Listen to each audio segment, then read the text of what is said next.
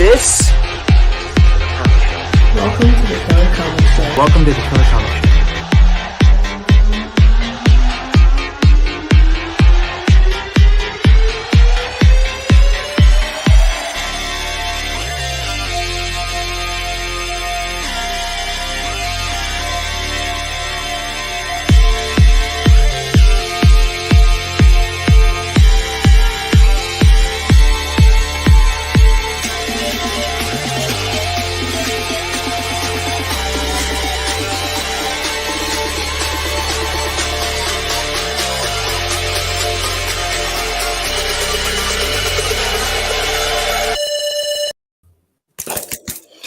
What is this Friday night? Friday. Yeah. This actually feels good. It feels like a night out in. If that It makes does, sense. doesn't it? It does, and it feels even more like that because we've just jumped off Tim's stream. We've just jumped off Tim's stream, which is always staying and going out.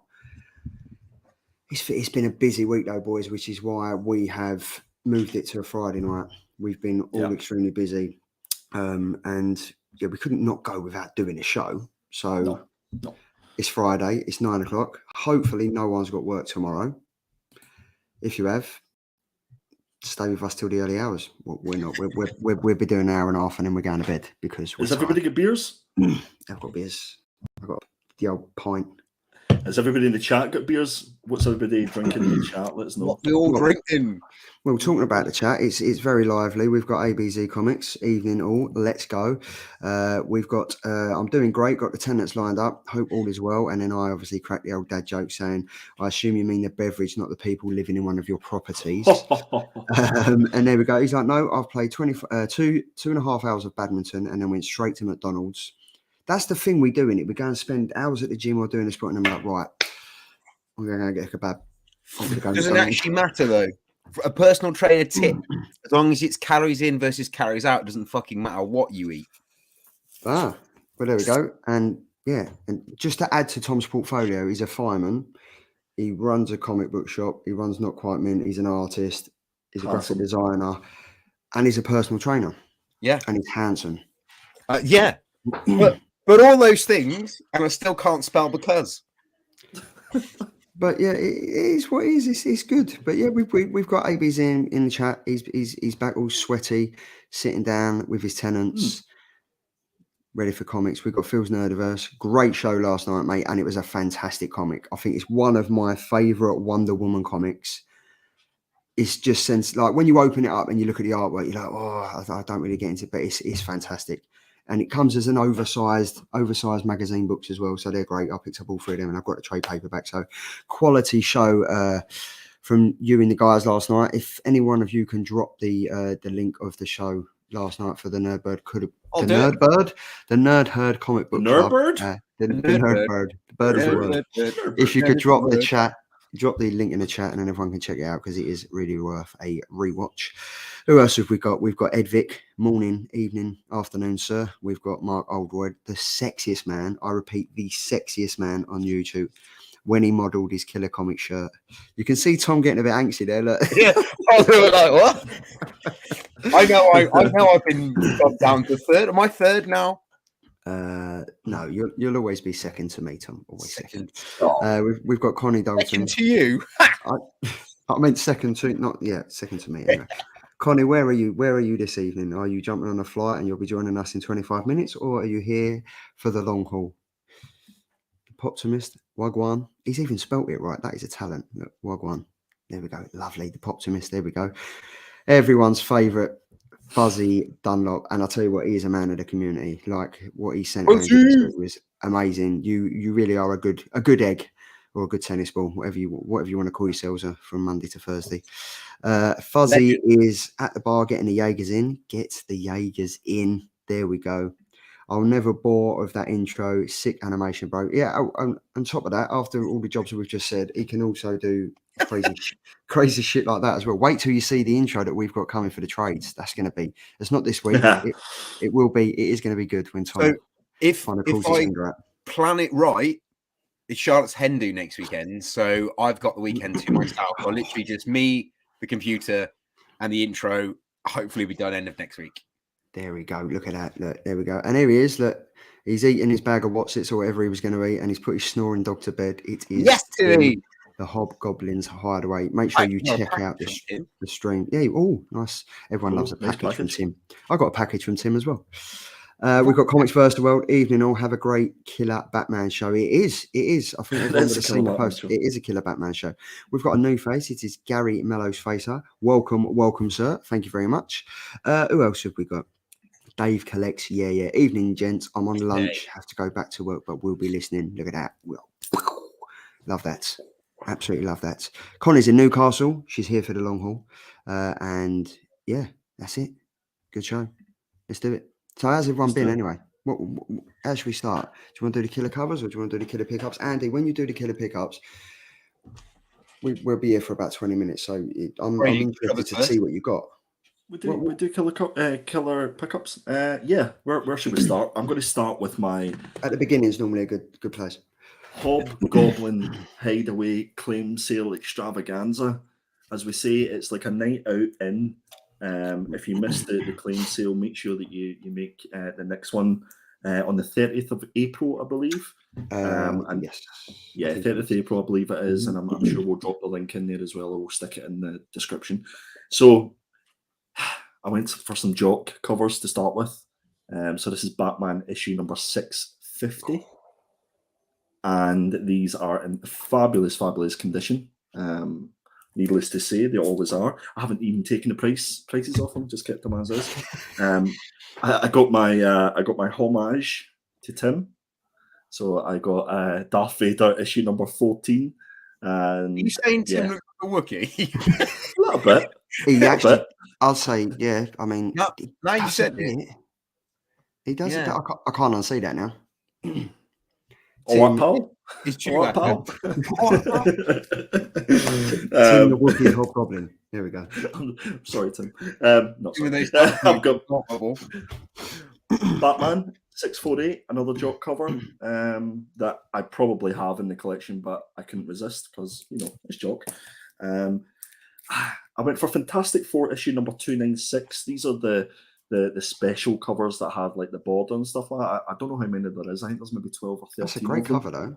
Yeah, I loved it. Like £2, as you can see, it's cheap as chips. Can't beat it. Literally cheap as chips. I went a little bit crazy and went for Spawn issue number 1. Oh, you got it. Yes. I got it. I got it. Looks in absolutely spectacular condition. And is it in a Mylar as well? It's in a shiny Mylar. Look at the service you get from Tim. Look at that. Like shiny. With the shiny Mylar, mate. Look at that. So yeah, this book's phenomenal. Absolutely beautiful condition, and I think this might be getting graded. I think. Speaking of bigger boy books, I laugh now because I had a bit of a brain fart when I was watching the claim show, and I think I may have like internally fell asleep like Moon Knight does, woke back up, and then suddenly claimed the wrong amount for this book. Because it was that pause when Tim went, and you could see it like the brain going, Andy, that's not the price that we have this book up for. But anyway, I went for this. This is Amazing Spider-Man issue 365. And this is the first appearance of Spider-Man 2099. And it's a newsstand copy as well. So the fact it's newsstand, the fact that it's first appearance of this character, happy days. X-Men issue number, this is classic X-Men issue number 3, again one of the special border variants. So I think I've went down that rabbit hole where I'm going to have to collect them all. So the variants with that border round. I think so, mate. I think I've went down that rabbit hole. There's some really cool ones. You know full well you're going down that rabbit hole. It's not that you think. You know full well. You've probably bought half of eBay's border collection already. Not yet, but I will. It's on mycomicshop.com. The night is young. Yes, the night is young. Exactly. The night is young. Exactly. Darth Vader issue number Charlie 17. Homage. Yes. All right, darling. He's got the Killer Comic Show jumper on there. If you have a look closely, that's the variant. There we go. Yeah. We'll get Star Wars issue number 1. I think this is the director's cut. Yeah, I don't think I had that in the collection, so I thought. I think it's the director's cut. Yeah, it says at the bottom. Guys, this is what I have to put up with every single week. It's crazy. It's not just for the show as well. I think this is that the Andy homage. I think this is a Star Wars book. Is that the Andy issue homage? number 49? Is that Andy homage? Yeah. There we go. What's next? Fuzzy Dunlop, the man, the myth, the legend. I've been doing a little bit of trading with the Fuzzmeister. Before you go on, Andy, ABZ has just said there's 29 of them Border comics. Tim, could you start picking up the 27 that I need, and we'll chat, please? No, that's some rabbit hole. So, guys, I'm not a massive pop vinyl Funko collector. I think I've got 2 or 3. I got the Judge Dredd one, which I was looking for, and then I retired from Funko collecting. And Fuzzy Dunlop has dragged me back in, kicking and screaming. And I picked this up from him. Oh, mate, this that's is Sonic cool. the Hedgehog, and it's a special edition. Yeah, is that the chrome one? Is it shiny? Yes. Is it shiny? Are you talking about my head, or are you talking about Sonic the Hedgehog? No, because I don't know. Is it the glare coming off the camera, or is it a shiny Funko Pop? Listen, Charlie, I don't care. It's Sonic the Hedgehog. It says it. It's got a little special edition label on it. It looks shiny to me. A metallic. That's the word. That's the word. Fuzzy. Thank you, Fuzzy. Metallic. There we go. Boba Fett. Boba Fett. Lovely. Another Boba Fett. Because it's Boba Fett, and I've got a bit of a fett fetish. You got a feet fetish, did you say? Exactly, yeah, that as well. So you've got a Boba fetish. Boba fetish. See what I did there? Unsubscribe, unlike, dislike, all that sort of stuff. And they came in these little plastic cases, guys, as well. Apparently, like that's really cool that they put them in these cases. Pop protector. But not only they don't. Yes, they don't normally come with that. That's no. He put those in the goodness of his heart. They're so cool as well. I'm quite hard to come by those. I tried to get a load, not quite mint, and it just was a bit of a ball ache. So I thought, you know what? I thought when I got those, I thought, you know what, that's perfect. But then he threw some EOKs in there, guys. Oh, wow. So do you know the little, like, help me here, guys, the little cans, the little soda cans? Them ones up there, the soda pops. Yes. You're a soda pop. Look at that. The Dark Knight. Batman Who Laughs. Right. You ready? Oh. Is that me? It looks like me. It does look like you. What, darling? This is the guy. This is a little guy from Umbrella Academy. Yeah. Yeah. And then Stan the Man. Oh, look at that. Yeah. So thanks, Fuzzy. I really appreciate it, buddy. But I'm down another rabbit hole. I'm there. I've got the bug.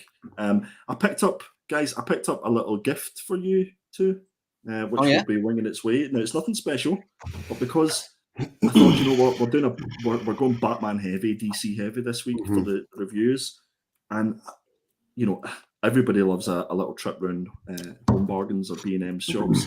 So I picked one of these up for you guys. Oh, mate, that's awesome. Mate, that is wicked. It's a little baby dinky classic TV series. Oh, mate, that's just made my day. That's awesome. The thing is, though, I'll actually fit in that. That's the funny thing. I'll be pushing it, Charlie. I'm going to ride it around my kitchen. There we go. So that will be winging its way to you. And I think I've got one more book. You'll be glad to hear. We've got Savage Sword of Conan. And this is a key book because this is the first appearance of a mute, who anybody that's been watching Moon Knight. So this is the devourer, the devourer of the dead, and this is the first appearance of that character. So you may want to try and see if you can pick that up for cheap. That's a funky haircut in it he's got going on there. Oh, you're clearly talking about the cover here, not me then. So yeah, I was happy with that. Oh, guys, do you know what? I tell a lie. I have more. I got Hellstorm. That cover is just, and the fact that it's by a Mac, like the fact that it's a Max one, that cover's great.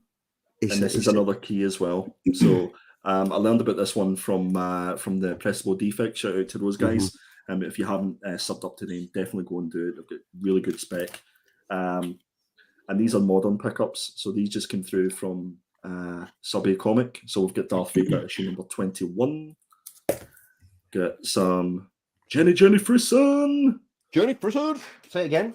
One more time. Jenny Frisson. So no, in the way you normally do it. Jenny Frisson.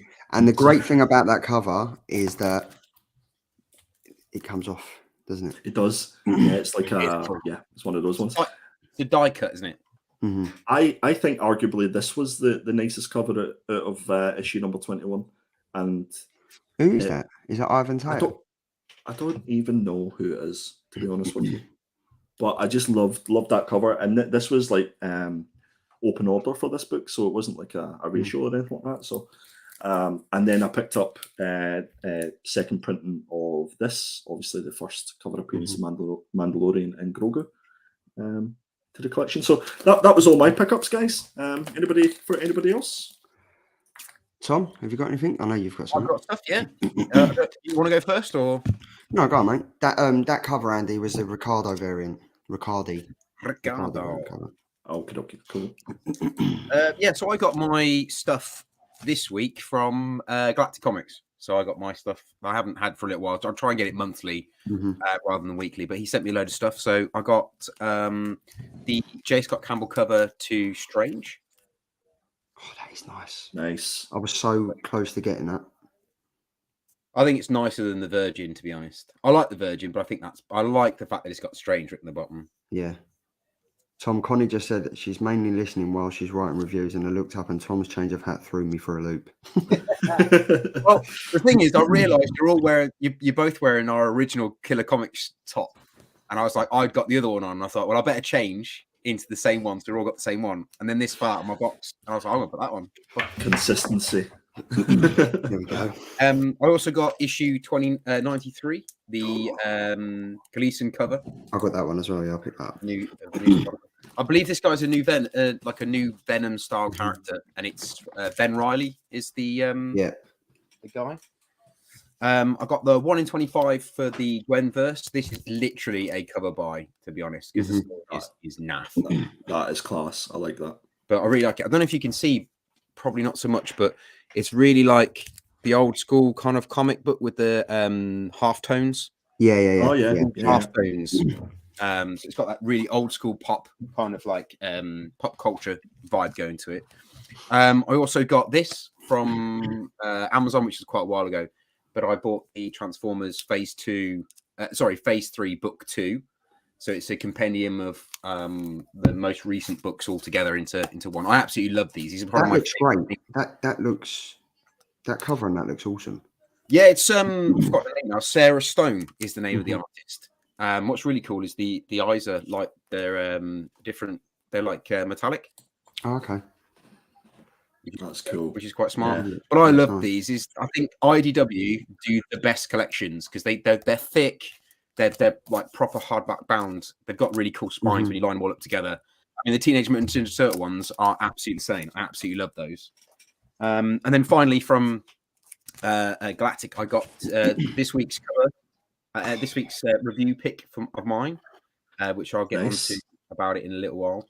But yeah, I absolutely love this cover, and yeah, I'm really glad I picked that up. And then I do have one for you. Apparently, there was a problem with that cover where Sean Murphy had went out in socials to say like if you see it, pick it up because there was loads of issues with it. Yeah. Oh, okay. Yeah. What's really cool, I don't know if you guys have got this one, right? But Terry is a completely different finish to the rest of them. So the whole cover is like your normal cover, but Terry's gloss. All of Terry and all of the Batman Beyond character is completely gloss. So it's a really nice way of doing it. And then I got this bad boy from Tim from the claim sale that we were talking about. That was the cleanest opening of an envelope I think I've ever seen. Yeah. He's done that before. He's had plenty of practice. It's probably because I used to own a shop, isn't it? Yeah. So you kind of get used to opening shit. But then I can't get the tape off, which is obviously good. Dun, dun, dun, dun, dun, dun, dun, dun. I got the Michael Turner black and white variant. Nice. I mean, I don't know if you guys know, but Michael Turner was my inspiration to become an artist when I first started. Oh wow, cool. Him and J. Scott Campbell are my two favourites by 100%. Like that. And this story from this particular story arc, which is God Killer, or God Killer, I think, is such an amazing Superman story. I'm not into Superman, but I really enjoyed it because it was a case of he was now a police officer on Krypton, and he wasn't Superman. He hadn't got all the Superman powers.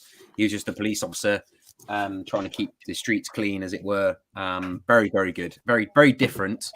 They never did it again, but Michael Turner did all the internal artwork as well. So it was absolutely insane. But yeah, I think that was one of the last things he did before he unfortunately passed. Mm-hmm. But yeah, that's my pickups. Nice pickups. Yeah. I've only got. Can you class it a pickup? Well, yeah, I'm going to class it. But I got one. I got an AOK from Tim. I'm collecting all the Batmans, and I'm kind of getting there. I'm slowly making progress.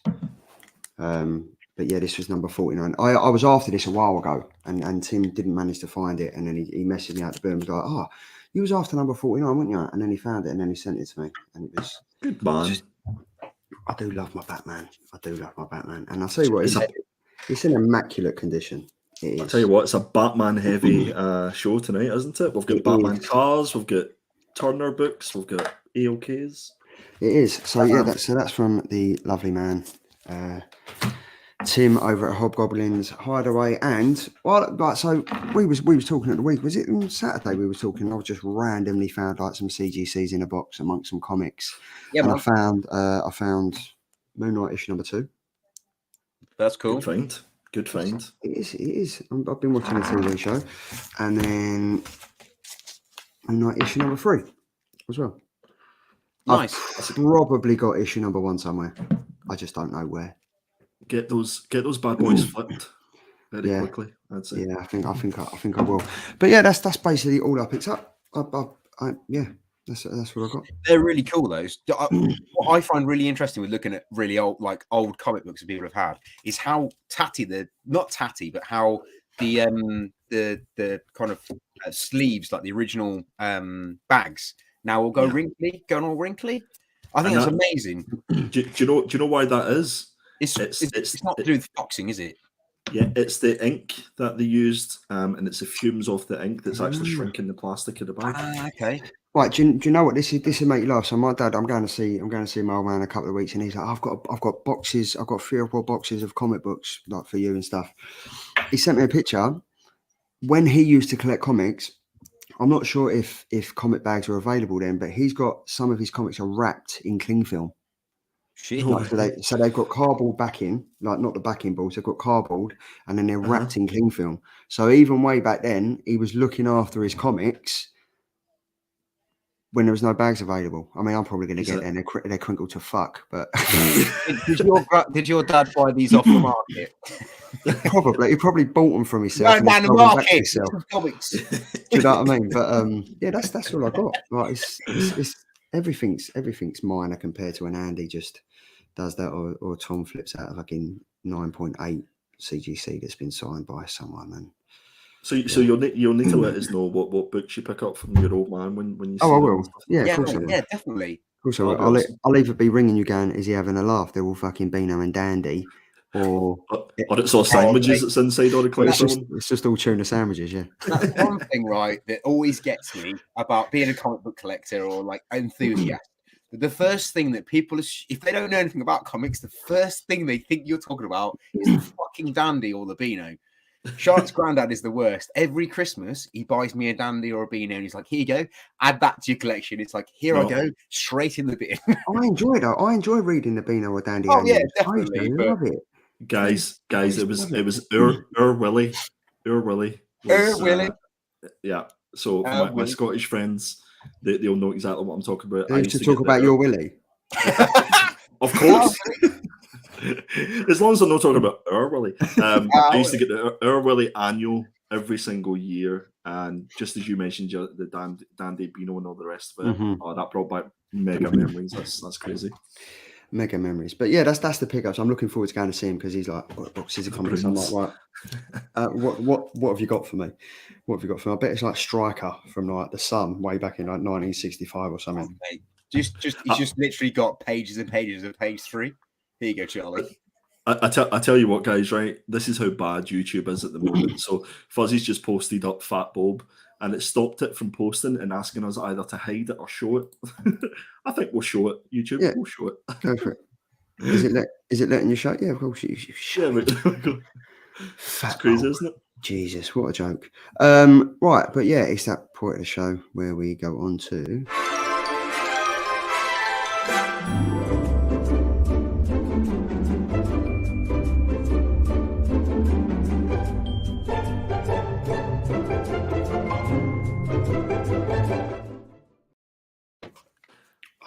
I don't know. I just feel like Mary Poppins when I listen to that. I get all, I don't know. I just feel like I'm floating down from a comic cloud and just like land. Here, Charlie, that's the Stella Artois. I'm afraid to say. The Stella Artois. At least YouTube doesn't mind that intro music. No, it doesn't. Yeah. For once, we haven't had any strikes in a while, so I think we've done a good thing. We have done a good thing. So what have we got? We've got you're collecting all the Batman's good luck. I've been at it for 50 years and I'm nowhere. Are you just collecting the most recent run of Batman's? Like since I'm from number one. I just want to from number one. From the current series, the current run. No, that's from Snyder. From New 52, was it? Yeah. Well, so it's the rebirth. So from rebirth forward, yeah. That's a good run, to be fair, because Schneider's run's amazing, and it goes into Tinian's run, which is also pretty good. Yeah, and it is. Yeah, Chubby Boab, still okay to say slip the digit. Yep, of course. Yeah. It's Friday, so there's going to be plenty of flipping digits and slipping digits. Who cares? No one's got work tomorrow. So, yeah, ABZ knows. Yes, he does. Right. So, anyway, this is the killer covers for March 6th, which was Wednesday. I know we throw you a curveball here. It's now Friday. So, sit back, relax, grab a beer, chill out, and enjoy some of the sexy covers we've got. I've got to say, I think this week is probably going to be one of the closest between three of us, if I'm honest. I really do think so. You guys in the chat, it's all down to you. You guys place the vote. So, up first. Up first is my pick, is Alice Ever After issue number 1. This is the variant covered by the fantastic and friend of the show, John Zhang. And it was a really good week for covers. I must admit, I don't know if you guys thought the same. And I even said to the guys in our private chat that, it's either between this one or another one. And I had to go for this. I think this is absolutely stunning and kind of scary and creepy at the same time. I think the neutral tones and the colours that's been used in this actually bring this to life. I prefer it to be that sort of pinkish purplish colour. I think it just makes it a little bit more creepier. The eyes of the girl's face and the cat's, is that like a headdress she's using, or has she just been swallowed by the cat? I've no idea what's going on, or if it's some sort of, I don't know what's going on, but it is superb. The eyes are absolutely popping in this, and it's just creepy as anything. Guys, what did you think of it? I do like it, and this was one of my. It was between two covers, this and the one that I went for, and it was. John Zhang's quite good at doing these covers. Like, let's be honest, he is good at doing these, and it's freaky as anything. But it kind of looks like it should be 3D. Yeah, that's the vibes that I got from it as well.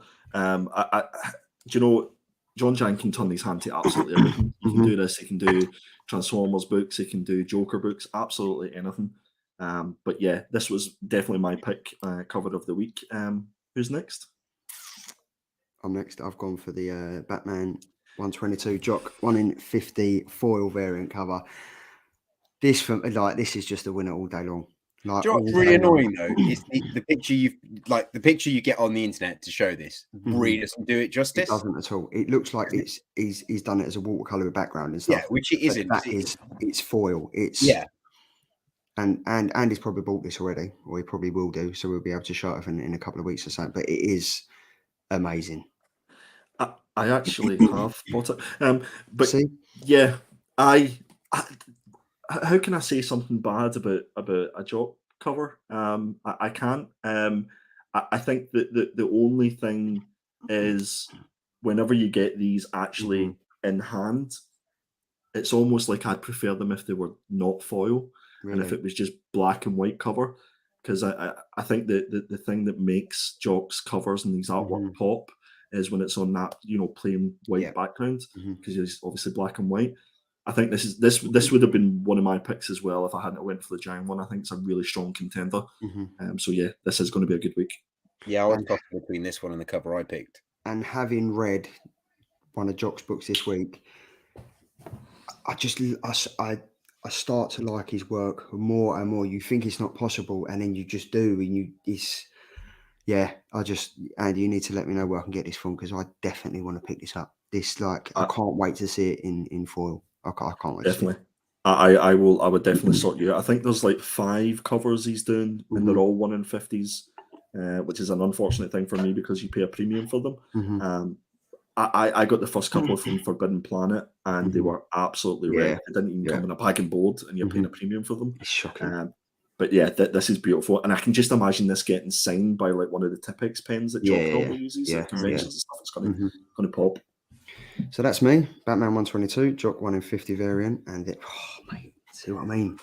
I couldn't resist. I really couldn't. After talking about it last week, J. Scott Campbell is my absolute idol when it comes to artwork. I've met the guy in New York, so I couldn't not pick J. Scott Campbell's this week. I did toy with picking the Jock cover for this one, and I just thought, do you know what? I can't leave J. Scott Campbell out. I've got to go for this one. And as we discussed it last week, I really like this cover purely because it's that split personality effect, which is what the book's all about. Is the fact that she's tripping or and she doesn't like her real life. So you've got a real life on the right hand side, and you got her fantasy land on the left hand side. So yeah, I've gone for Alice Ever After, the J. Scott Campbell variant. I actually think this is amazing. 100% love this cover. I've got to agree that this is great. This is honestly, J. Scott Campbell's work is incredible, and he gets a lot of stick because it's really Disney-esque, and apparently only ever draws kind of sub-realistic women that are not achievable for the human beings. But isn't that what comic books are all about? Drawing something that's it's just not real. Stick to what you know. If it ain't broken, don't fix it. Exactly, yeah. Do you know what I mean? So there's our 3 covers. We have the vote is, can I ask the community? There we go. It's not letting me ask. Why is it not letting me ask? Right, hold on. Let's just go down there. Right, so we just do that one. Jock, John Jiang. There we go. Right, so ask the community. Who wins cover of the week? Is it the fantastic cover by John Jiang for Andy, Alice Ever After, issue number 1? We've got the 1 in 50 foil by none other than the Jock. And then we have the J. Scott Campbell variant for Alice Ever After, which is Tom's pick. So place your votes. Now, that will obviously run until the end of the show. I think it's going to be pretty close, guys. I'm not going to lie. I think it is. I'm not going to win. Oh, stop. You say that every single week. Because every single week I win. Correct, but so I'm not popular enough. No one actually cares that I'm here. Yes, they do. Of course they do. We do. We care that you're here. Yeah, we do. Yeah. I was like, yeah, who? But yeah, there's 3 fantastic covers. We'll find out who wins at the end of the show. But we're here for the week 13 reviews. Now we picked, as we mentioned, it was a very DC heavy. I think this is the first time all 3 of us have picked DC comics, and I think it's the first time on the show that we've gone down a Batman route. So, Andy, you went for Batman 1 Dark Knight issue number 2. I went for Shadow War Alpha issue number 1. And Tom went, the comic that needs no introduction is Batman Beyond the White Knight issue number 1. Up first is me. That's a surprise. I'm first. We've got Shadow War Alpha issue number 1. Now, this is written by Joshua Williamson with the art by Viktor Bogdanovic. The main cover by the one and only friend of the Killer Comic Show. It is John Boymers.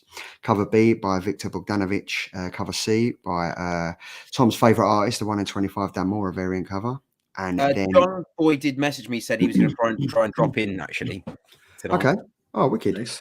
And then we have the 4th cover, which is the Tyler Kirkham and Arif Parianto variant cover. So there's Tyler Kirkham and Arif did 3 variant covers. There was a black and white variant, there was this colour, and then there was the Virgin as well. I like that. What did you guys like? reckon of this comic? I really enjoyed it, and I know Andy, you was a bit like, oh my god, why have you actually picked this comic to read? Now, I've been an avid reader of Robin, and I'm an avid reader of Batman and Wonder Woman and Deathstroke and stuff. So I'm kind of well versed in what's happening with this, with Ra's al Ghul and Talia al Ghul and stuff. I really enjoyed it. Like, it's a comic book I was looking forward to. I've read it before I knew about the premise of the story.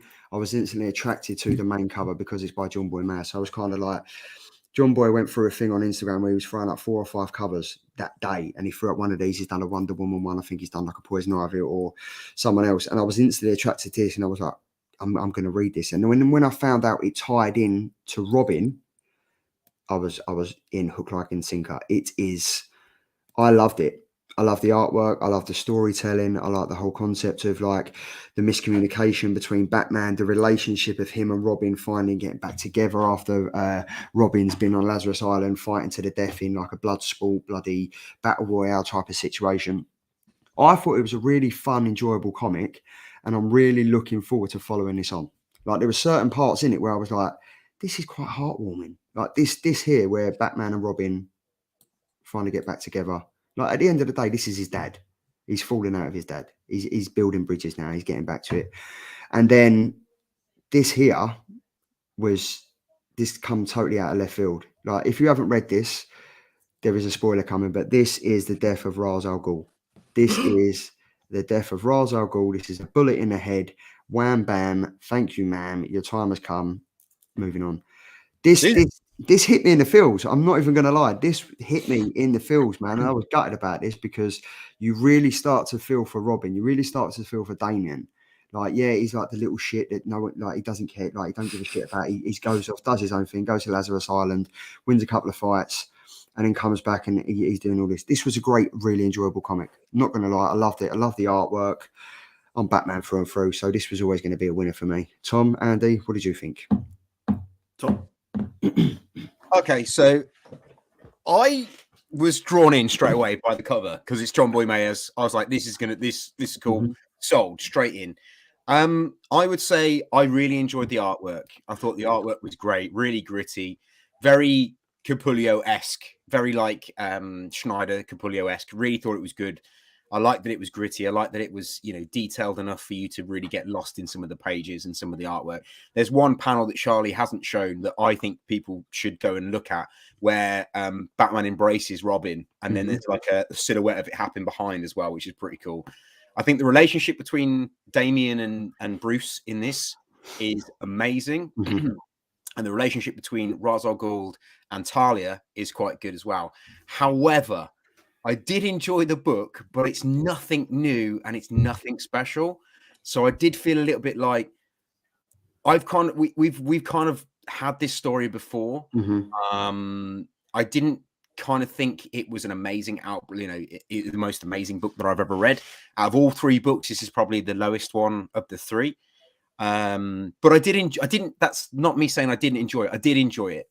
I thought it was a good book. I enjoyed the story, but I just felt like it wasn't anything new, and they weren't bringing anything new to the table. And that's what I liked about it. That's what I enjoyed about it. I suppose the similarity, isn't it? Yeah. But yeah, I thought the relationship between Damien and Bruce was by far the best bit of this book, and I do think that if they're going to explore that in issue 2, I'd very much like to read that more. There's one bit where Damien's like, I think he says something like, "You could have saved him. That's 2 grandfathers I've lost." And then Bruce literally says, "If I'd have been there, I'd have saved Alfred." And it's like, wow, as if you just went there, Bruce, as if you just did that, as if you just made the poor lad feel any more worse than he already does about Alfred's death. So that bit was amazing. But then following on from that, what Talia does, and the Shadow, and then Deathstroke and stuff, it's just a little bit, I kind of think it lost its edge a little bit when it got towards that bit. But it's still a killer for me. I thought it was pretty good. I thought it was good. So, yeah. What did you think, Andy? No, I have to admit, I really quite enjoyed this book. Well, hold on. This is a second DC book that Andy's bloody surprised me.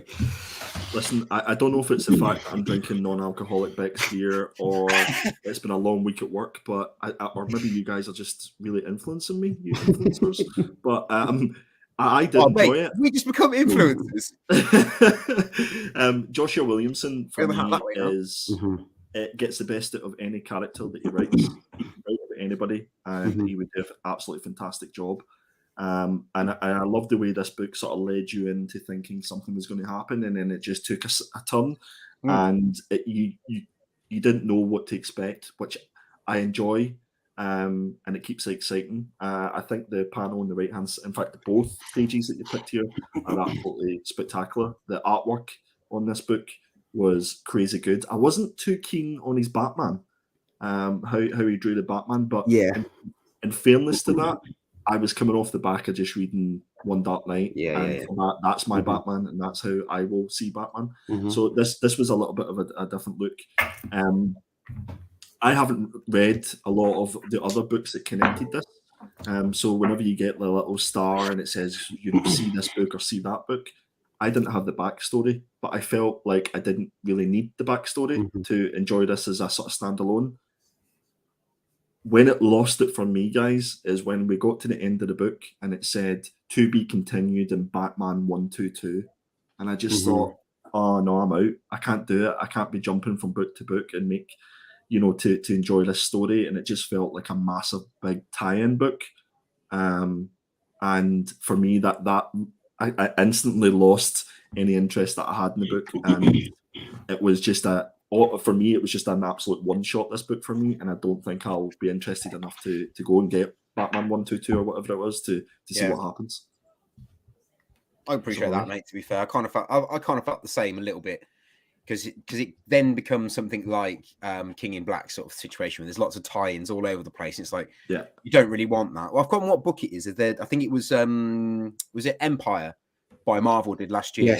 Yes. Empire, Fantastic Four, and they did Empire, Hulkling, and whatever it was, Wiccan.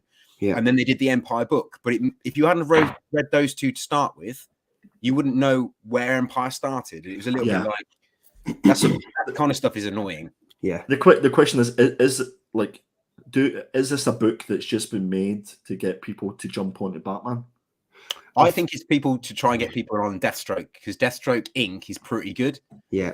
And people aren't picking it up. And I think people, if they pick this up, will be like, okay, Deathstroke Inc. sounds pretty good. Robin sounds pretty good. Let's go back and reread those. I think that's what it is. Yeah. I mean, it could be wrong. Deathstroke Inc. is great, and I think they've done it pretty smartly as well, because they've done this. The Robin trade paperback came out Wednesday. Yeah. So you've got people jumping on that. You've got Batman 122, which followed on from this, and I really enjoyed it. So I think they're coming at it from all angles, and I think they're pretty smart in doing it. Like as Tom said, Deathstroke Inc. it's a good story. It's really good, and it's for a character that you don't really hear much about. Like, let's be honest, you don't really hear much about it unless you're like watching Suicide Squad or you're fans of Suicide Squad, or you've been an avid fan of Deathstroke. Yeah. Issue 1 off. He is riding a unicorn on the front cover of issue 1. But don't let that put you off. He's quite a good. Never judge a book by its cover, but yeah, it was a killer for me. I'm gonna say it was a killer on the basis that the artwork is absolutely banging on this. Joshua Williamson's character descriptions. And I like the pun you did there. Bang, massively on the screen. Like it. And obviously we had John Boy Marsden an absolutely stunning cover, which is what would make me have a look and take it off the rack and actually pick it up. So big up to John. I'm going to say killer as well, but purely for the relationship between Bruce and Damien. Yeah. I want more of that. Yeah, I do. Killer. Good way to start the show, isn't it? Up next, Batman again. It's been a while since we read One Dark Knight. It feels like a long time, and this is a 3-issue story from Jock, art from Jock as well. When did the first one come out? The first one was November, wasn't it? Oh, mate, I feel like it was January, wasn't it? No. It was January. I think it was around about January time. Yeah. So there's been a lot of anticipation for this follow-up book, and you've seen sort of snippets with the cover art and so on and so forth. But for those who don't remember, who maybe are thinking about jumping onto this, in the previous issue we saw that EMP, the main antagonist character, he caused like a citywide blackout, because of the powers that he has. and Batman has to get him to safety across Gotham to Blackgate. So this story, this 3-issue story, is effectively that journey and that adventure. And I think for me, the beauty of this comic is that it really reminds me that in order to make a really solid Batman book, you really just need two things. Yeah. You need Batman and you need Gotham. You don't need anything else. No. If you take into consideration all the other Batman books that we've seen come out, they just throw different characters at you. Yeah. Whether that's to sell the story or to sell the issue. But all you really need is just good storytelling. And for me, and I may be biased because it's by Jock, probably am, but I think this is a really good Batman story. It's just adventure, and you can tell that it's by someone who really loves the character and who cares about the character. As for the artwork, like even if you don't read this book, and there isn't a lot of dialogue in this book, to be fair, if you just pick up this issue and issue 1 and issue 3, just as an art book on its own, this is how Batman should be drawn. This is how panel work should be done, as far as I'm concerned, because every single panel is done with love and care, again, because he cares about the character. And how he's able, like, this is one thing in particular that I love about Jock's work, is how he's able to take character situations and zoom in and zoom out. And it's almost as if you're in some sort of 3D world. It's almost like a movie that you're in, and you're looking at the same panel, but in different perspectives. Guys, for me, this is a great modern Batman book. The artwork's worth the admission alone. And this, for me, is an example of, I mean, look at these. These are the 2 pages that I picked. And really, I could have picked any of the pages as a good example of this book. The one on the left, I just love the way that they split the staircase, and you've got the character starting at the top left-hand side. He's telling the story in the middle, and then on the right-hand side, you see him leaving at the bottom, but it's all connected. I just thought that was really cool.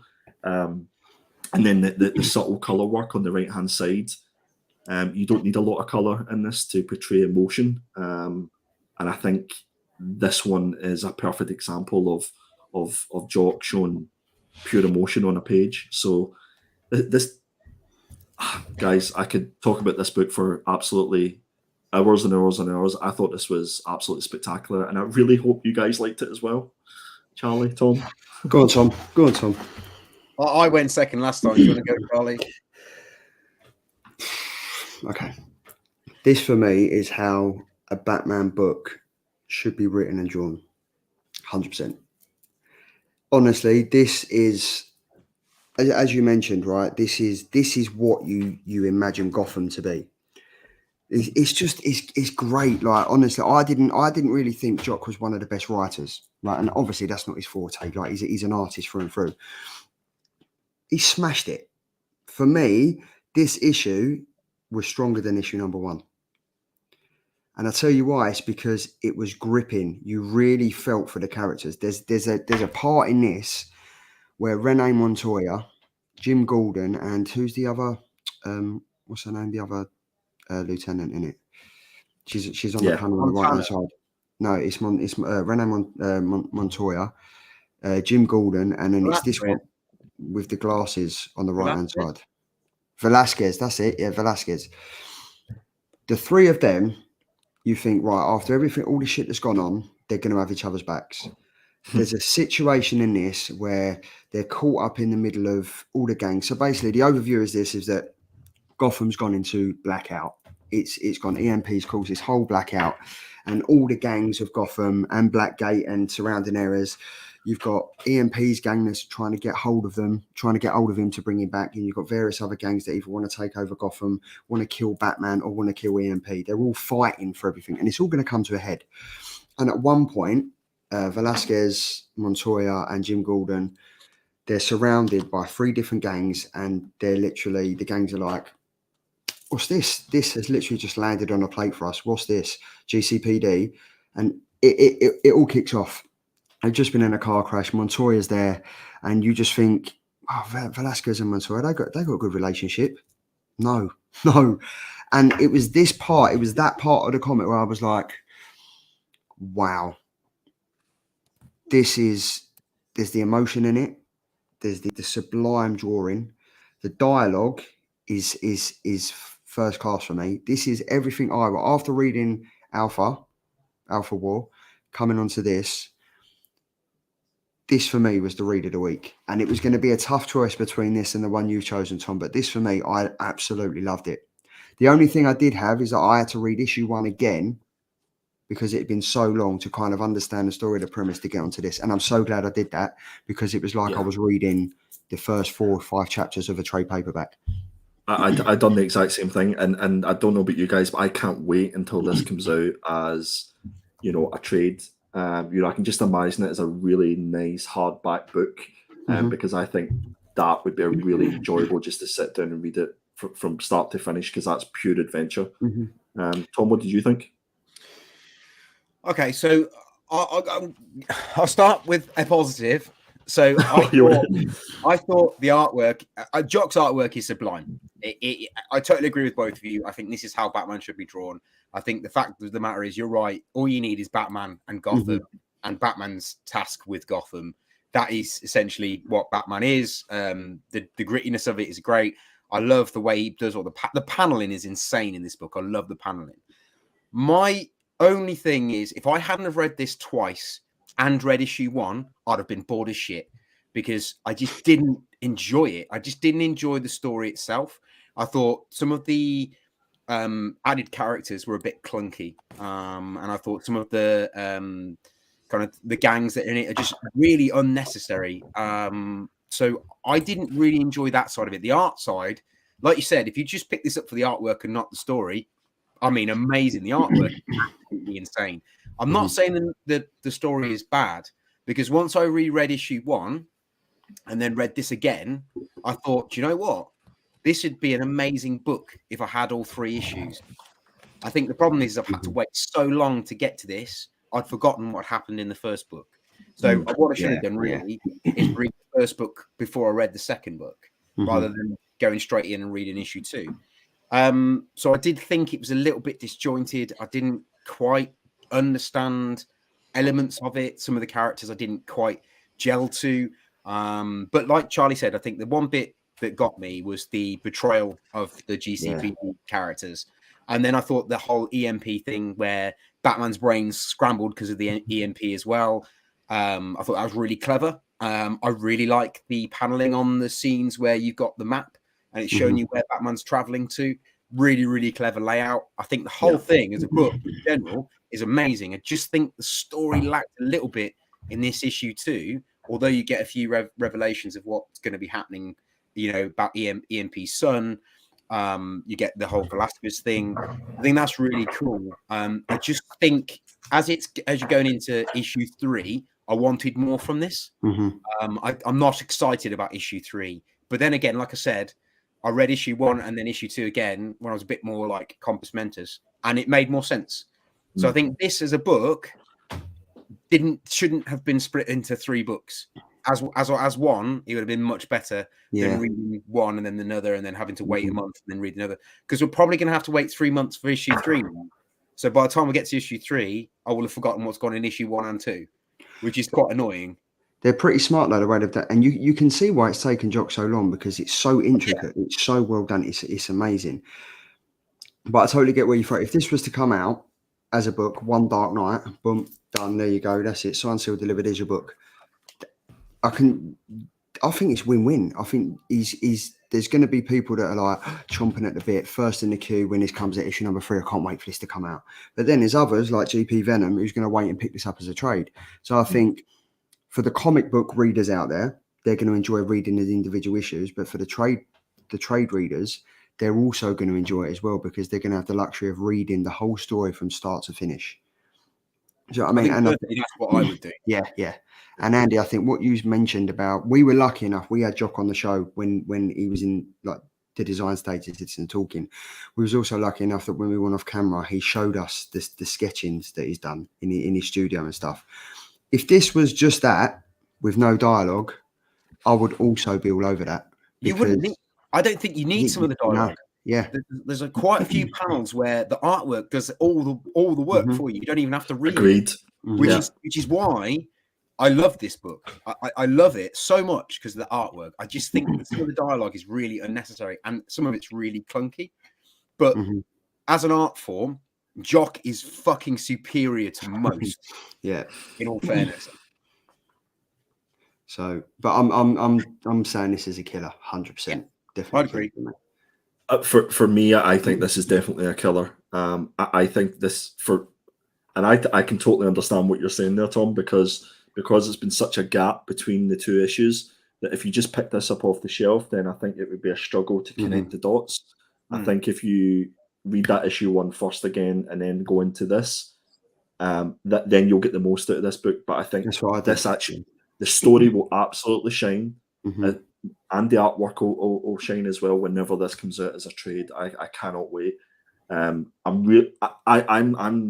different from you. I'm actually really looking forward to seeing what issue 3 brings. I thought this got to the point where it was simmering, and it's like, okay, well, you know, we're in the final leg of this adventure. What is going to happen? There's something I think massive's going to happen in issue 3. And yeah, I loved it to bits. It was an absolute killer for me. Very, very close to being gold seal for me. But we're on a good, like, this is good. This is a good Friday night. 3 killers. Friday night. There were 2 comics down, 2 Batman comics down. Up next. Boom. Wow. Yeah, so it's my pick up next. So I went for Batman Beyond the White Knight. So it's a next one on in the Sean Murphy verse. Artwork written by Sean Murphy, both covers by Sean Murphy.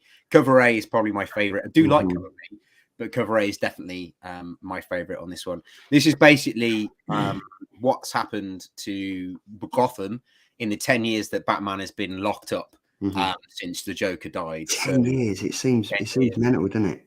It does seem mental. So they forwarded on 10 years, and this is kind of what's going on. And the fact that, like, Wayne has given his money back to Gotham, and Derek Powers has now managed to get that money, and has changed a lot of things in Gotham and the GCPD, and he's made the GTO. They're like all bat suited and everything. But this comic starts with Terry, who we all know is the Batman Beyond from the Batman Beyond TV series and the comic book. So he's in this one. He basically goes into the Batcave, finds the bat suit, puts the bat suit on, and that's where the story starts. And then you get all the story about the fact that Powers has taken over. He's turned the GTO into these kind of bat people. They've all kind of got this white Batman outfit. But what I really liked about this book is the relationship between Jason Todd and Batman. Because in the Murphyverse, Jason Todd is the first Robin, not the second Robin. He's the first Robin, and he gets beaten to shit by Joker. Doesn't die, but gives up Bruce Wayne as being Bruce Wayne to the Joker. So I liked the relationship in this. It was a lot of like kind of sorries and a little bit of reconciliation between the two, between Batman and Jason Todd, which I thought was really, really lovely written. And I like the way they drew it as well. Like the emotion in their faces is just incredible. I also liked in this that you're introduced to the Joker's children. Jack and I think, is he named Bruce, the lad? She's Jack Lee. She's named Jackie. Yeah. So you get introduced to those two characters as well, which is pretty cool. But I really liked it. I thought the artwork really lent itself to it. I think the story was brilliant. I thought this was probably my favorite one this week, probably because I picked it and I read it first. But I really liked it. I thought it was really good. I thought the story flowed really well. I really enjoyed the right-hand panel. And I love the paneling on that, where it shows you like how he managed to escape from Arkham, because he's only got like a couple of years left to do, but he's decided to escape anyway because he's got to stop this new Batman, which happens to be Terry. But I thought that was really cool, and I really liked, just really, really enjoyed the relationship between him and Todd. To be honest, I like that kind of deep when they're chatting, and you can see the emotion and stuff. I think that's really cool. Really kind of scene setting. I know this book is a little bit. There's not a lot of action in it compared to like One Dark Knight. There's not much action in this one because it's a lot of scene setting, and the way this book ends, incredible, and a bit of a moment. So yeah, I'm really looking forward to reading issue 2. So this is a killer from me.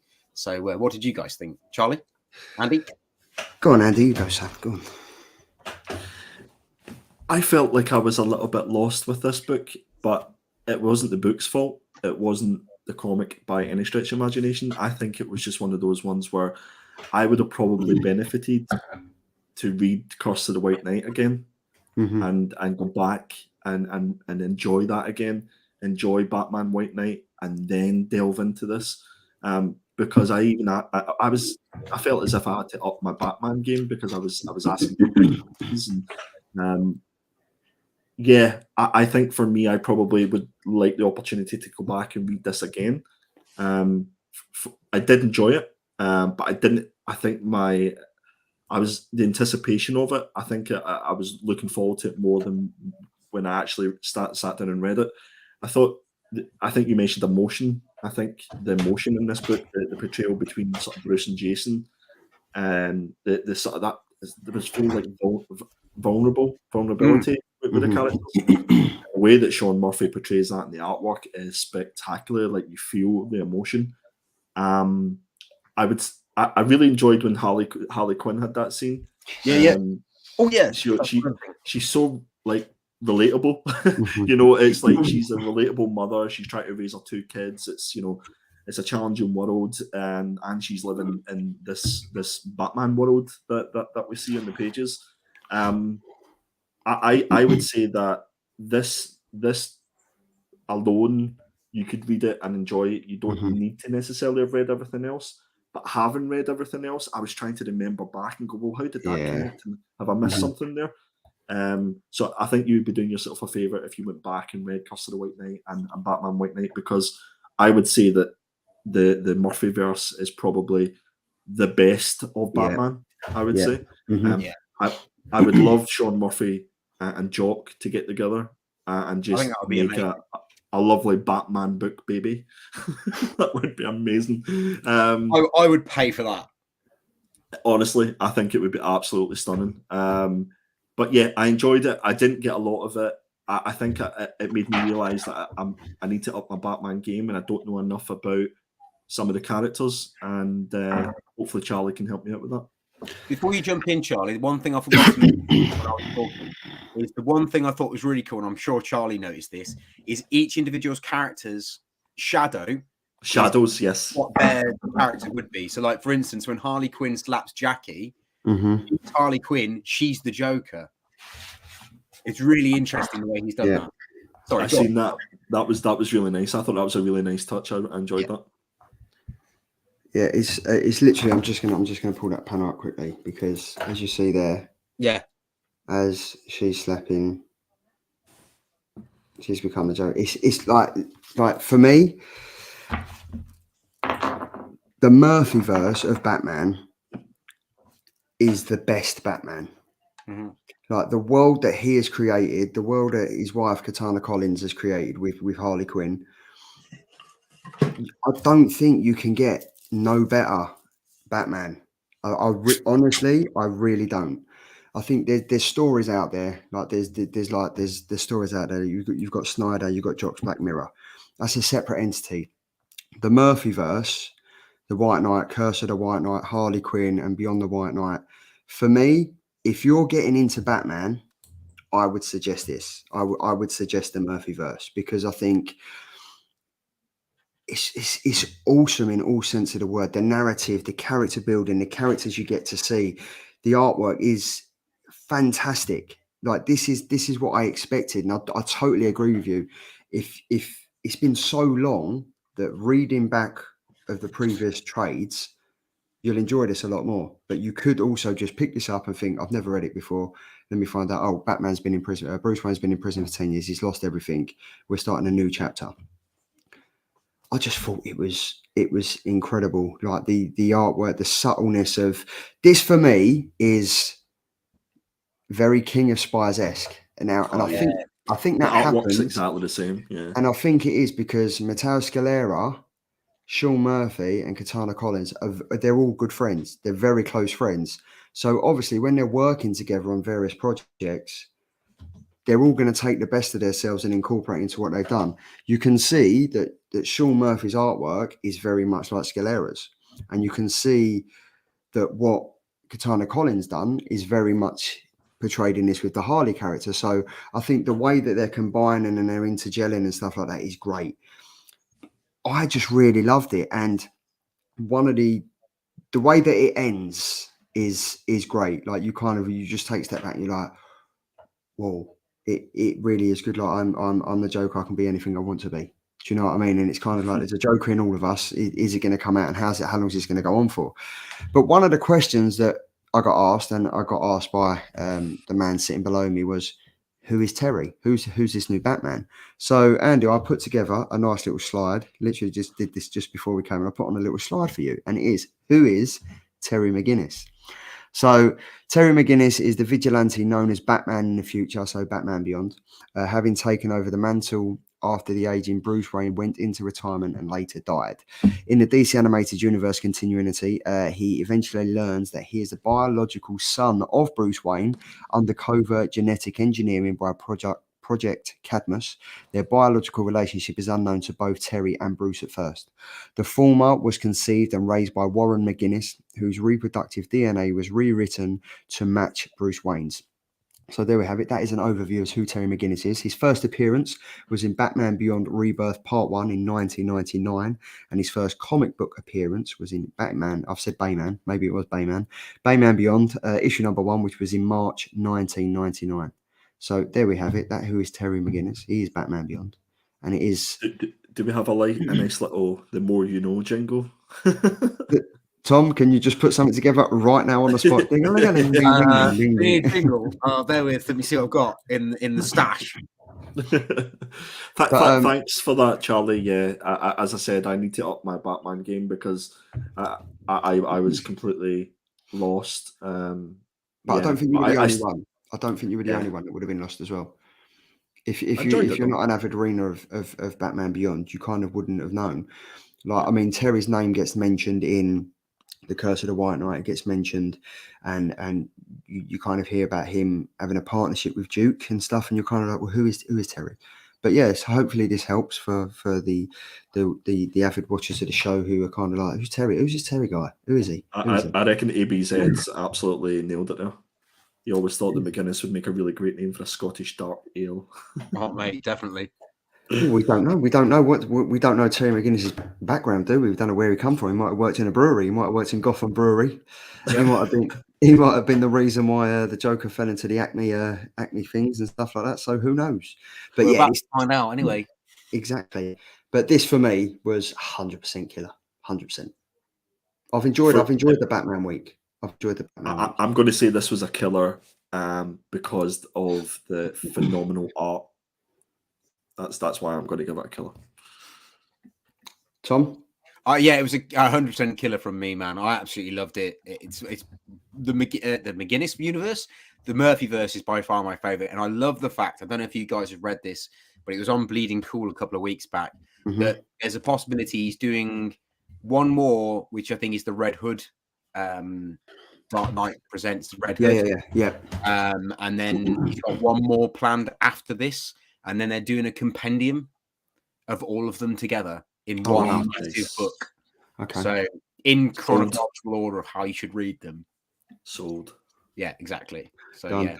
Sold. Absolutely. What's up, Dino? Absolutely sold on that. So so that's 3 killers. Before we move on to the next section of the show, so we have a look at how the vote's going. So in third place, we've got Tom with his Alice Ever After J. Scott Campbell classic cover, issue number 1. And in joint first, we have myself and Andy. Andy's gone for the John Jiang Alice Ever After issue number 1, and I've gone for the Batman 122 Jock 1 in 50 foil. So how's that going to turn out? It is. I told you it'd be a close week. week. Yeah, between you two. It's a close week for everyone else but you. Okay, so Tom, you can take centre stage now. No, I'm good.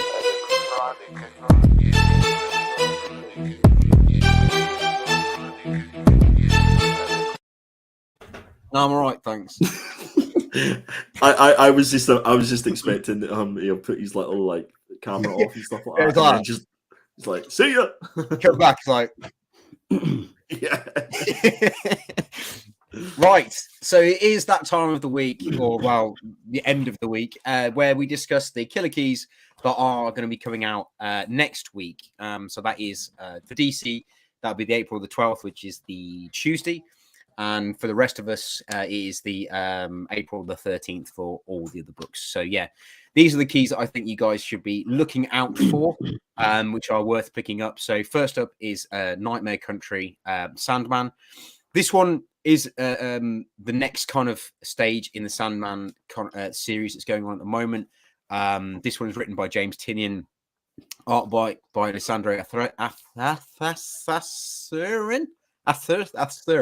Lissandra Estrelian. Yes, you can't say either, so happy days. This one Asterian. is basically, it's a key comic because this has got 2 first appearances in the Sandman universe, and as we know, the Sandman universe is about to become, a TV series or a movie. So it's going to be big at some point. So these keys where first appearances come out are probably worth picking up. So this is the first appearance of Mr. Agony and Mr. Ecstasy, 2 other Mr. Ecstasy and Mr. Agony at the top. These are I have 2 a characters. question. Yeah, go for it, mate. That's a quick question, mate. Sorry to interrupt you. Is her eyes? This I'm through out. me totally. Just checking. Brilliant. What I thought. Yeah. And I That's a don't bit think much, it's a she either. I think this is one of the characters, Mr. Agony or Mr. Ecstasy. I had to look at this about 5 or 2. I was like, "What? I can't work this out. No, I can't." Yeah. No. Sorry, Tom, I interrupted you there. No, that's fine. I'm pretty much done anyway. And Demo's just, sort us out. Here Oh. we go. New Sandman apparently sees the return of Corinthian 2. Can't wait for that. Here we go. I'm looking. I'd like to read this one. I really I know would like. nothing about Sandman. Nice. normally, Where do I start? Dino, guys, where do I start? read Sandman issue 1.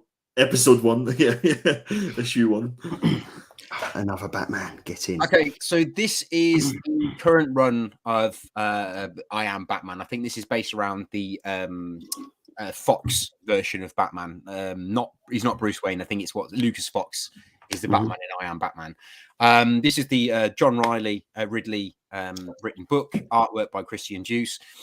This one has been quite a good book from what I've heard, because it's all based on kind of Lucas Fox being Batman and going forward into the Batman universe and kind of seeing the future of what Bruce Wayne is all about. People have said really good things about this. This particular issue 8, is going to be the first appearance of Man Ray, who is a brand spanking new Batman villain. Now take what you want from that, because yes, it is a key because it's a brand new character and it's a brand new villain. This character could be huge. I mean, look at Punchline. Punchline came out. Punchline became huge. They're even doing a movie about Punchline at some point. But there have been other Batman villains that have come out that haven't done anything with. But saying that, I personally think any first appearance, if you are a key collector or you're into kind of flipping books, any first appearance is worth stashing away for a rainy day, because they might pop up at any point, especially DC and Marvel first appearances, because they could just randomly pop up in something you don't expect that they have never appeared in before.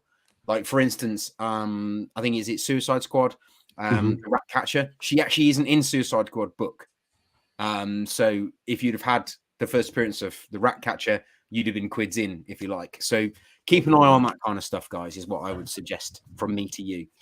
Is Batman looking a little bit chunky on that cover? I think he is, mate. I think this is like I said, a bit more in the future. So Lucas Fox has got the millions, and he is currently the Batman. I think I might be wrong. Like that doesn't look. That's like the window of Greg's that he's breaking. Yeah, basically, Bruce Wayne's got a bit chubby because he hasn't got any millions of pounds, so he can't afford really fancy meals. So he's got to nip round to. Like, in fairness, I'm not one to talk, but I'm not a superhero. Just saying. I like Greg's. I love Greg's. I love my Greg's. Greg is But it is quality. I'm looking forward to this. Bat Chunk. Bat Chunk. Okay, so next up is another key pick, and this is a first issue of the new series from Steve Niles. This one is an Image book. I've heard good things about this, and I'm pretty sure Andy's probably got this in his indie picks. So I might leave Andy to talk about why this is worth picking up. But from my point of view, guys, this is a first issue, and Steve Niles is a great writer. And this book, I believe, is something to do with a woman who's desperately seeking help to find a husband who's gone missing, and everything's just going to go to shit for her after that. So, yeah, I'll let Andy explain a little bit more. But, yeah, I think this one is worth picking up because it is a first issue. That's a cool cover as well. It is a great cover. And look at the eyes. Like, that's freaky. Nice. Love that. Right then, guys, the last one of my killer keys. Now, this one actually doesn't come up on Key Collector, so this one isn't a official key, if you like. But because Kaiju Score was such a huge thing and then went on to become, has then been optioned as I think it might be a movie, I think possibly coming to Netflix. But this one is a follow-on series from that. And it's kind of the ramifications of what happened after Kaiju Score. So we're following the lady character whose name I've completely forgotten. Probably should have written it down. But it follows her and her journey and the fact that she's lost all her money because of Kaiju Score. So she's now got to do something drastic. Now, she's going to be a main character in the upcoming movie or TV series. I can't remember what it is. But she's going to be a main character in that. And this is going to follow her origin stories. And some of the first appearances they're going to appear in this first issue and issue 2 will probably be something significant going into the future. Nice. I also have this one on my indie picks. So so you'll have to explain a little bit more because I've completely forgotten her name and I'm 4 Guinnesses in. So I'm just laughing at the banter that's going on. So Dean said obviously the Batman is too many Batmax. Connor said I love Greg's best thing about Newcastle is they're on every street corner of Newcastle. Ha ha. A town called Terror, isn't that about Newcastle? And Connor's like, you're not actually wrong. That's the thing. There we go. I went to my stag do was in Birmingham, Dino, and it was just See what I mean? So yeah, so there we go. And then what have we got? Oh yeah, so basically, guys, if you want to follow me on Instagram, please take a quick image, or even just find me on Instagram. I'm not very active on Twitter, so you can follow me on Twitter, but I'm not very active. But I am active on Instagram. Unfortunately, the shop is now closed, so I don't sell comic books anymore. But I am deciding to share my collection and what I've done with my artwork and stuff on my Not Quite Mint and also on the Art of Tom Maiden, which I'm currently doing a challenge to draw every single day. I have recently, the last couple of days, not posted, and that's not because I haven't drawn anything. It's because I'm drawing a very special piece that should be dropping on there about Sunday. So anything I drop in the next couple of days are just preliminary sketches, but I have got something very special that I've been working on for a couple of days now, and I'm really, really chuffed with it. But I kind of want to get it right before I post it. So, is that a self-portrait, Tom? It is, mate. Yeah, it is. It is everything you see right here, but without the clothing. Oh, stop it! So, Tom, why you've set us up for that, and we're getting ready. We're getting ready. We know what time it is, don't we? You got your guitar. Have you got your air guitars ready? So everyone got their air guitars ready. That's more.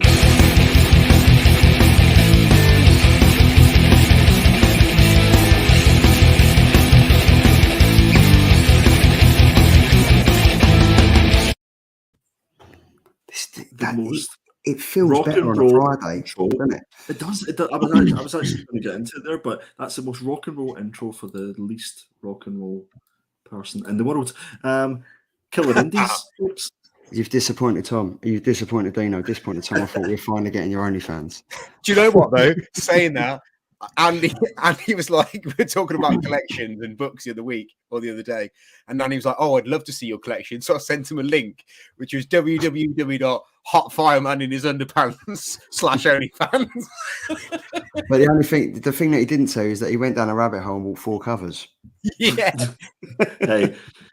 What I didn't tell you is I actually clicked on that link. I did too, to be fair. Took me straight to my Facebook page. So, guys, are we ready? Killer Indies, April 13th. Shall we get right into it? Yes. Sure, you Charlie, do this these is- two books much better justice than I did. Oh, I don't know about that. You're no pressure. Charlie, you sit back. Thank you, I've, mate. I've got the controls there, mate. You've had a hard day. Thank you very much. First You're up, not going to need to give me we have control. Noctera. You can have control, mate. I don't want it. I hate it. Noctera issue number 9 by Image Comics, written by Scott Snyder, art by Tony S. Daniel. We've said it once, we've said it twice. This is an absolutely fantastic run, fantastic series. This is part 3 of Pedal to the Metal. The last 2 issues of this have been superb. Really enjoyed it. The synopsis reads, with a fresh member on their roster, Team Sundog must traverse uncharted waters with one question in all their minds. Who, or rather, what is EOS? That fresh member is the one and only Blacktop Bill. It's Blacktop Bill. Yeah. So, Spoiler alert! You haven't read issues. Spoiler, Charlie. Sorry, I can't hold it back. Like Noctera is one of my favourite books. Noctera for me is one of the best books going at the moment. 100%. Yeah, it's quality. It definitely is. And you know, you've got your vast amount of covers to pick from. But I normally find that the cover A's It's the hold best their one. own. Yeah, It definitely holds their own, especially once you've read the story in the issue. You look at that cover and you think, oh, yeah, that makes sense. Yeah. Okay. Noctera issue number 9, not a bad start. We move very quickly into Rain issue number 4, again by Image Comics, written by Joe Hill and David M. Boer, and art by the fantastic Zoe Thorogood. Again, another book that we've been reading in the Killer Comics Show. We've reviewed every single issue, and it is fantastic. I really, really enjoy it. I love the artwork. I love the story. I can't wait to see where this goes. It's one of those issues that you look forward to picking up. This is one of the most annoying books that I've ever read. Rain. Really? Because I read issue 1 and I thought, how can they go any further than this? Literally, like, everything's happened in issue 1. What happens next? Which then made me want to read issue 2. Then in issue 2, the same thing happens, and I'm like, shit. Well, everything's happened. Like, how can they possibly go on from this? Then issue 3, exactly the same. What? So clever, such a good writing. You kind of like each individual issue for me is a standalone issue. You don't necessarily have to read the next one on, which I think 100%. Is fantastic. And interestingly enough, to your point, I think if you to just jump into issue number 3, which was it would make you go and read issue 1 and 2. Yeah. And the same with issue 2, and I think that's the beauty of this book. The cliffhanger from issue number 3. The what hanger? The cliffhanger. The cliffhanger from issue number 3 ties in perfectly for this. This cover ties. Oh, you've read it, haven't you? No spoilers. Yes. I haven't read it yet. Yes. Okay. You haven't read it? So this, I haven't read it yet. So the synopsis of this is: angry clouds hang over the Rocky Mountains as Honeysuckle approaches Denver. The devastation from the rain of nails extends far beyond anything Honeysuckle could have imagined. After confrontation. Sorry? This is issue 4. Issue 4 isn't out till next week. I said issue 3. I've read issue 3. You've confused me then. Have I read issue? I have read issue 3. I have. Andy just said issue 3, and then you were like saying something, and I was like, don't spoil it because I haven't read it yet. So like, it doesn't come out till next week. No, Andy hasn't read issue number 3 yet. I thought he did. I thought you said you had. Andy, have you read issue number 3? Guys, I have absolutely no idea what's happening right now. Sorry. Go on. If anybody in the chat knows what's happening, give us a thumbs up. That would be great. No, literally, give us a thumbs up if you've got nothing else to do at the minute. I've lost all train of thought, guys. You've ruined my segment. Sorry, mate. You're reading the synopsis. Sorry. After a confrontation with a homophobic neighbour, Honeysuckle arrives at Yolanda's home in search of Yolanda's father. What she finds is far more terrifying than the looming storm clouds. Wow. Again, if you haven't read any of the issues, that synopsis would drag you in to at least check it out. So I dare say this will be one that we'll be reviewing, and we'll all have the opportunity to read it. Yeah. Yes. Yep. Yep. Next up, my man picked this one. A Town Called Terror. Steve Niles, and I'm not even going to attempt to say that artist name. Yeah, that I didn't bother either. It's size. Kudransky? It's size. Kudransky, yeah. A town called Oh. Latoon. Town called Alice. And this one is Henry West is brutally kidnapped in the middle of the night while his wife Julie watches terrified. Henry awakens to the reality of his whereabouts, but Julie, with no evidence of the phantom crime, is unable to help to search for him.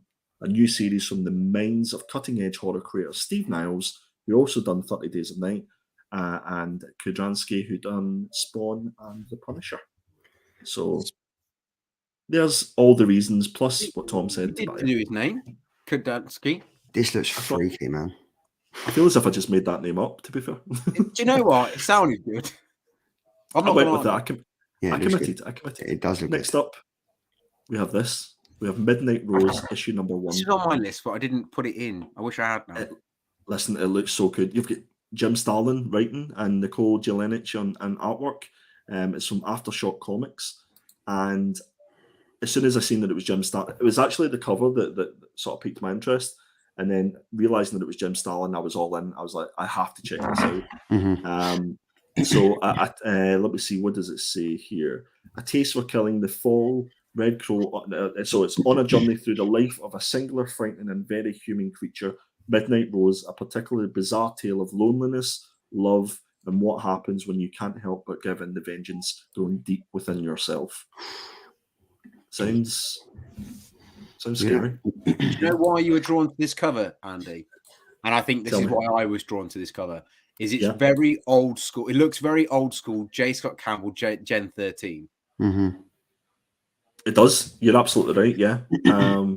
It's a fantastic. I think this one will go really under the radar, to be honest with you. So if you haven't ordered this in your LCS, I wouldn't imagine they're going to get that many copies. I don't know why. This just reminded me of Beauty. Yeah. When I actually see that, I was like, I'd like to pick this up. Like Beauty, when they've done the reincarnation, I think it was last year. I think we covered it. But this, I don't know why. It drew me to that instant thought. I have to bring this up. Tainted Catalyst is saying, your guy's inability to pronounce names just reminded me. I wanted to let you know that Dustin Wynn surname is pronounced as Wynn. I like you just said Win. Did you see that? I read ahead. Justin Nagoon's name is pronounced Win. Nguyen is pronounced as Win. Nguyen. Yeah, but it's named Al Ewing, isn't it? Yeah. His name's Al Ewing. Yeah. So you might recognise this one as well. We've got Kaiju Score, Steal from the Gods, issue number 1. I really enjoyed the first volume of this. So when I seen that this was a follow-up, I was all in. So the synopsis reads, Michelle is back. She has her own crew and she's making her own rules. Unfortunately, her tendency for getting into hot water still remains, and her involvement in that now infamous job in Florida, known as the Kaiju Score, is haunting her in many different ways. It's about to put her in a collision course with a new job, new characters, and of course, new monsters. So I'm all in for this one. I'm definitely going to be picking it up. Kaiju Score was so good. Yeah, it was. Great comment. Really good book. And that is everything from me. I don't even think this thing works, so don't bother getting your phones out and taking pictures and stuff. Just head over to... It does work.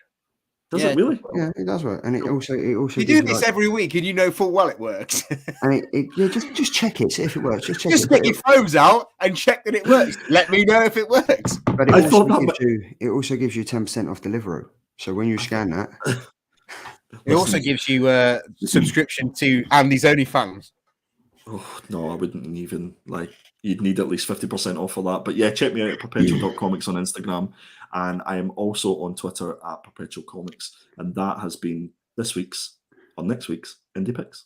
I love that. There's some seriously strong comics out. And I also love that Tainted Catalyst dropped that bombshell and said Seisman is also pronounced Shimon with a soft I, not a Y like in Shy.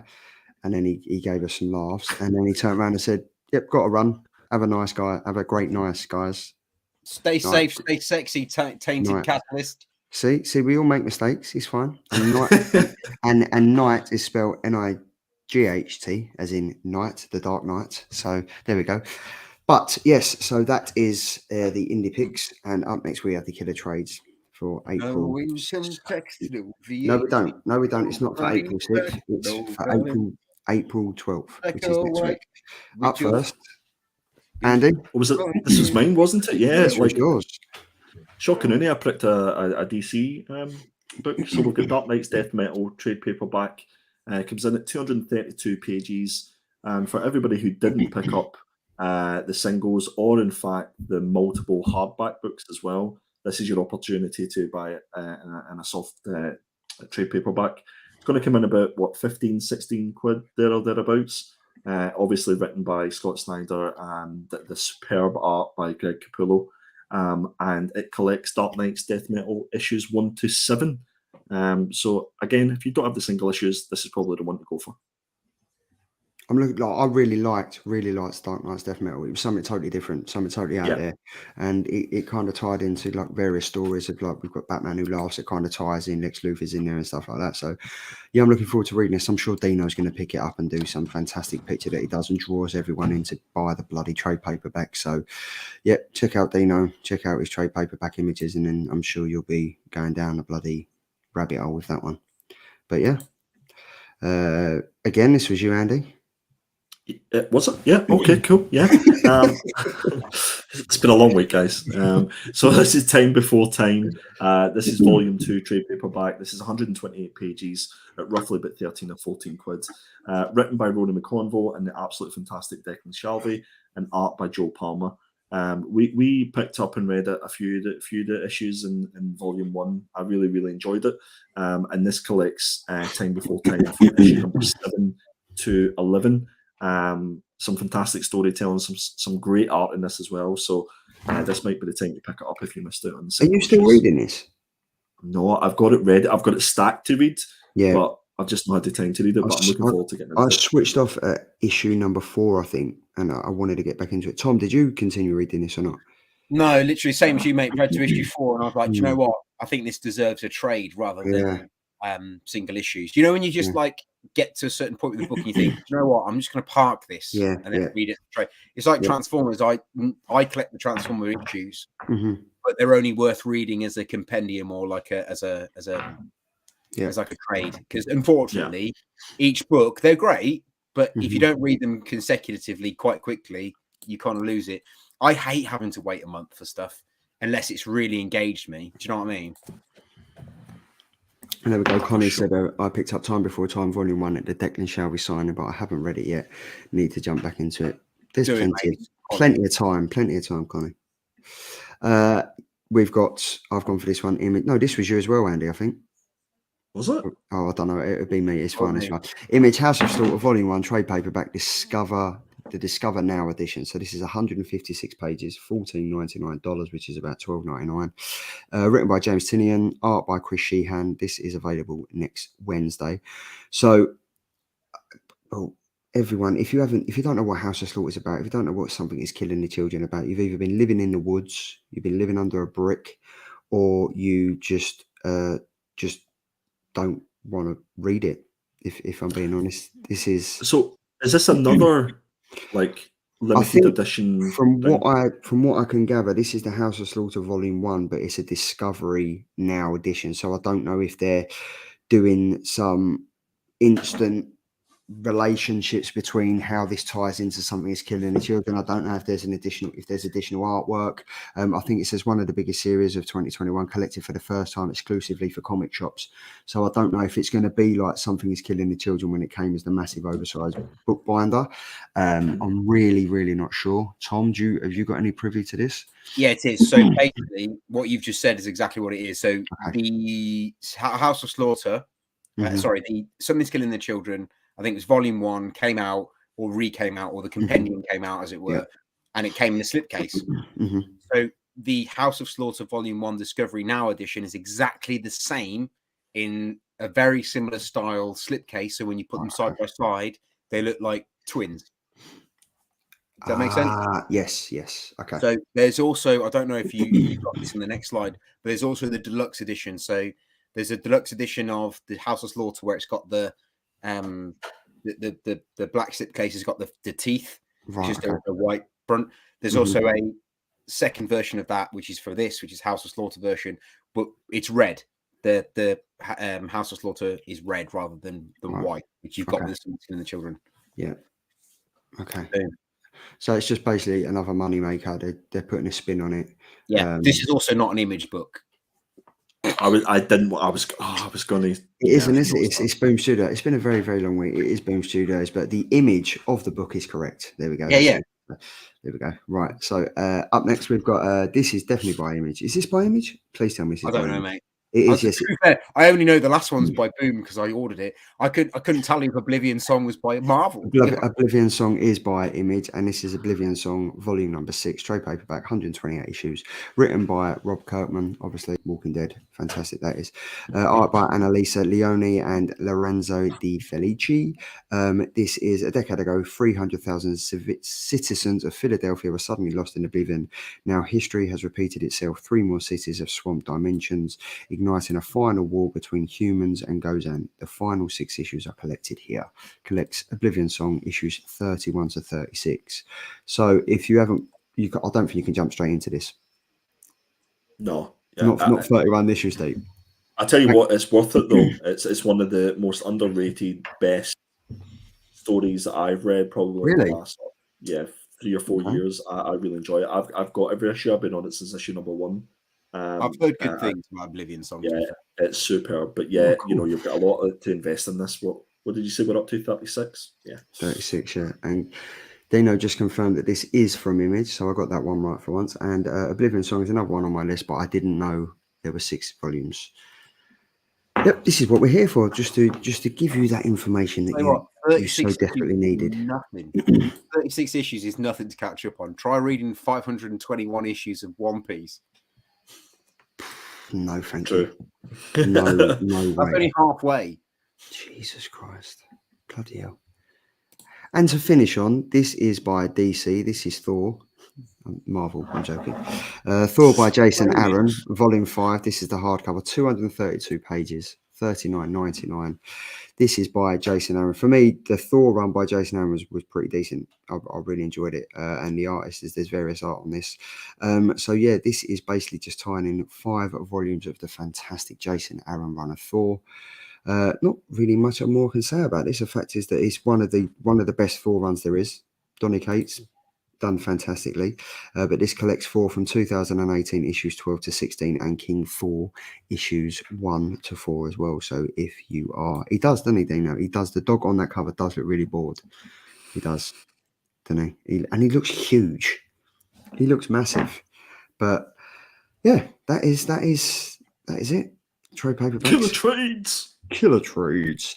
And yeah, so we are now onto the Killer Covers scoreboard, and we are at, what are we? So we're at week number 14 this week, but obviously this show is week number 13, but we're covering the covers from this week.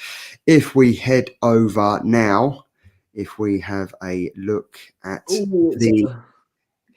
what we're doing, let's have a look. Let's refresh the page and see what it is. It's very, very close. In 3rd position, we have Tom with 16%. With his thanks, Mom. Thanks for coming and voting for me. with his Alice Ever After. And I think for the first time, we have a draw between myself and Andy, both at 42%. So on the scoreboard, I guess we will just put up. What do we do? What do we do now? Half a book each. I'll put the top half. You put the bottom half. How about you just let me win? So that's fine. So there we go. Yeah. The votes are now closed. That is it. So yeah, that's a draw. That's a close show. 38 votes as well. So thanks to everybody who's watching and voted or jumped in. That's awesome. Thank you. That is bloody good. And then obviously it's the time of the week where we go for the Killer Comic Show next week's sneak peeks. There we go. I like that. just sneak peeks. Just me. Yeah, look. Rock, scissors, paper, winner takes all. Okay, so Wakazashi's Tea House has just joined. Andy, we could have a potential winner here. So right, Wakazashi, you've just joined, right? I was going to say the toss off then, but it's not a toss off. The Excuse me. Pick me. He just joined and he's just So- left after so- hearing that. the covers of the week. There's 3 to choose one. There's Andy's Alice Ever After issue number 1, the John Jiang variant cover, as you see on your screen now. You've got mine, which is the Batman 122, the Jock 1 in 50 foil variant cover, and we have the fantastic J. Scott Campbell variant cover for Alice Ever After issue number 1. If you want to head over to YouTube, Wakazashis, and just place your votes now, we go for either Tom, Charlie, or Andy, and we will leave that open until the show finishes, because we are currently at the Killer Comics sneak peek for next week. And up first we have, there we go, Tom. Oh yeah, so my pick next week is Alice Ever After, which happens to be 2 of the cover picks that we had this week. So yeah, I picked this one because I like the idea of the fact that Alice wants to go back to the Wonderland, so she's about to take a very bad trip. So I'm looking forward to this one. This is Boom Studios, but like a Boom Studios adult book. So I'm really interested in reading this. And of course, as Dan is a very, very talented writer, so I'm really interested in reading this. So I'm glad I picked this. So yeah, this is my pick for next week. I'm very glad you picked this, because I've read this already, and that's for next week. I can't wait for that. The Ocean Will Take Us. So this is obviously by Rich Dueck, who wrote Sea of Sorrows, with the art by Carlos Olivieres. This is, Rich seems to do something very well with water and freaking the hell out about water. So yeah, I'm very much looking forward to reading this. So that's my pick for next week. The Ocean Will Take Us, issue number 1. And Andy. Little Monsters, issue number 2. Sorry, Andy, mate. Sorry. Continue. Mate, Andy, at least you've got a win this year. At least people like you, Andy. Come back.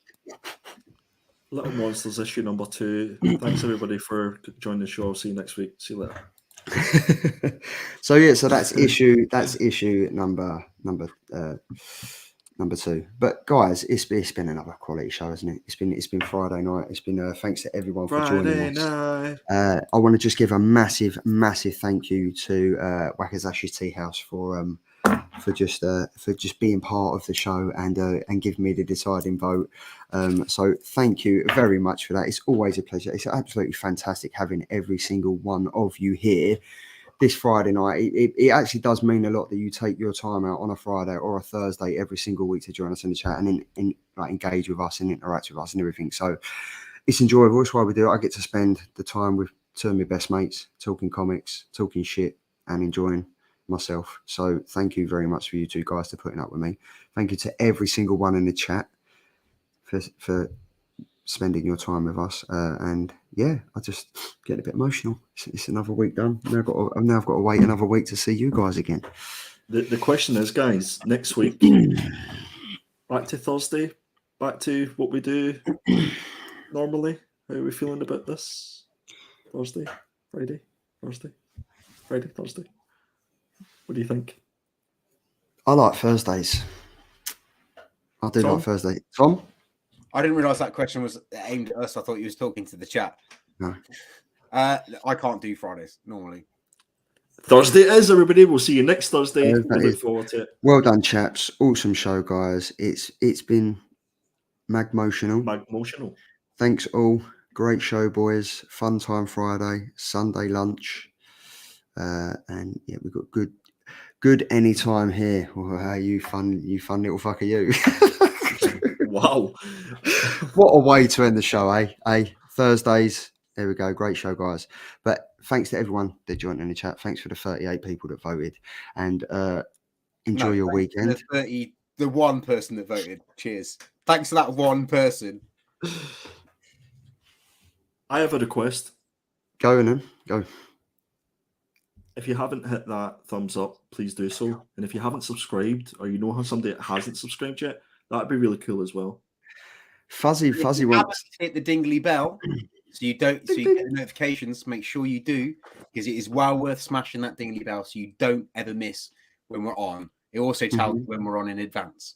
Yes, it does. Cheers. And Fuzzy wants us to go on at Monday at 12. Is that so he can hear me clear my lungs and cough up the weekend before. That's not going to happen. That was so time consuming. The comics of the week. I did enjoy doing that, but I invest all my time in you guys now. So thanks very much to every single person. I would say it's been a great Thursday, but it hasn't. It's been an absolutely mega emotional Friday. And what do we say, Tom, at this time of the evening? Nah, bugger them. Stay safe. That's a new one.